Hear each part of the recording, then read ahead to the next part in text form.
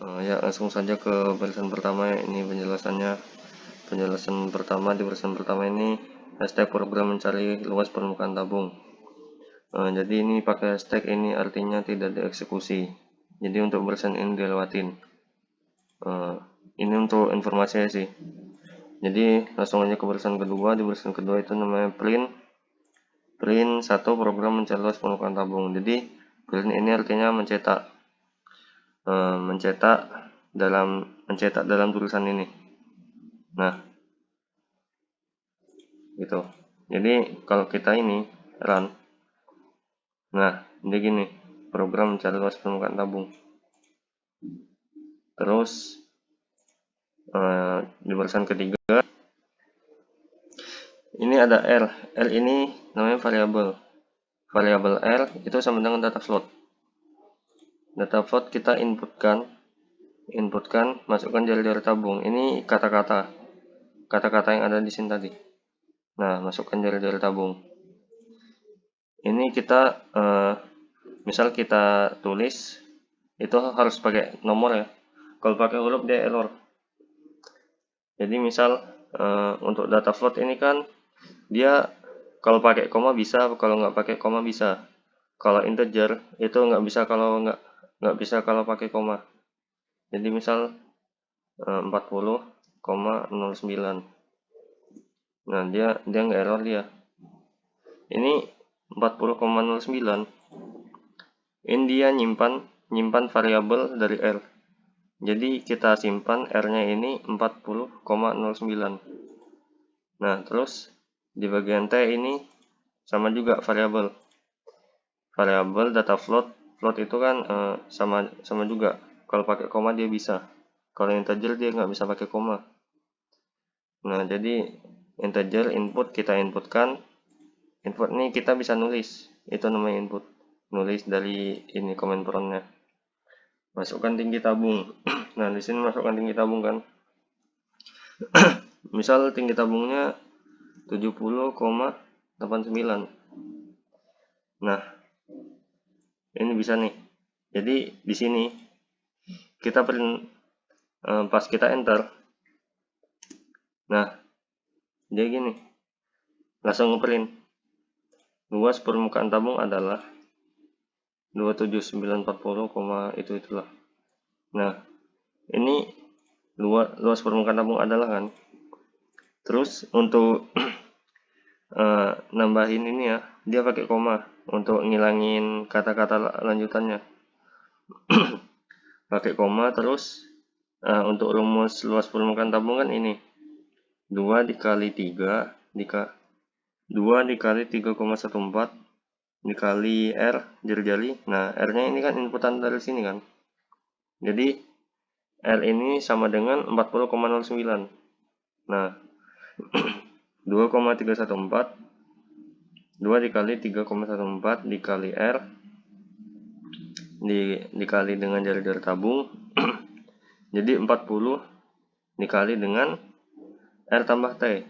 Jadi 40 dikali 40 tambah 70. Nah, jadi sehingga kita dapatkan ini 27940, ini. Nah, terus kita buat perintan lagi kan dari sini. Kita buat koma ini untuk pemisahnya. Kalau nggak pakai koma dia nggak bisa. Coba. Nah, error dia. Yang garis-garis merah ini error. Jadi harus pakai koma. Nah, kita buat perintan lagi. Meter pangkat 3 itu meter per kubik. Nah, terus ini aku nambahin ini print ini tulisan kosong. Ini buat apa sih namanya? Buat nambahin selap aja supaya rapi gitu. Jadi langsung ke hashtag 7 ini kan nggak dieksekusikan program konversi suhu dari Celsius ke Fahrenheit. Terus ke 8 ini kita print ini mencetak tulisan ini sama. Terus kita masukkan variabel lagi. Nama variabelnya suhu sama dengan data float. Kalau data float kan dia itu kan memang bisa pakai koma dia. Terus kita masukkan input. Nah, inputnya ini. Nah, kita bisa nulis gini-gini. Itu namanya input. Masukkan suhu Celcius. Misal suhu Celciusnya 40 derajat Celcius lah. 40,00 atau 40 aja lah. Nah, dia langsung gini.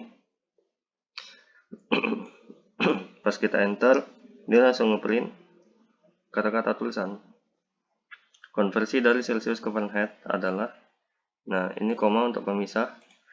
Terus rumus dari suhu Celcius ke Fahrenheit itu kan 9/5 dikali dengan T Celcius ditambah dengan 32. Jadi ini dari suhu. Suhu ini kan variabel kan. Variabel dari ini. Jadi dia nyimpan data dari suhu. Jadi 9/5 dikali dengan 40 ditambah dengan 32. Jadi hasilnya ini 104,0 Fahrenheit. Nah, untuk F nya ini kan dikasih koma lagi, baru dikasih kutip 2, baru F. Terus kasih selap lagi, ini aku kasih selap untuk tulisan kosong supaya rapi. Terus ke nomor 12 ini nggak ada eksekusi. Terus yang ke-13 itu print, ini ngeprint kan program menghitung gaji pegawai dalam 1 minggu. Nah, kita kan di soal nomor 3 itu kan menghitung gaji pegawai dalam 1 minggu, tetapi kita masukkan inputnya itu gaji pegawai dalam 1 jam.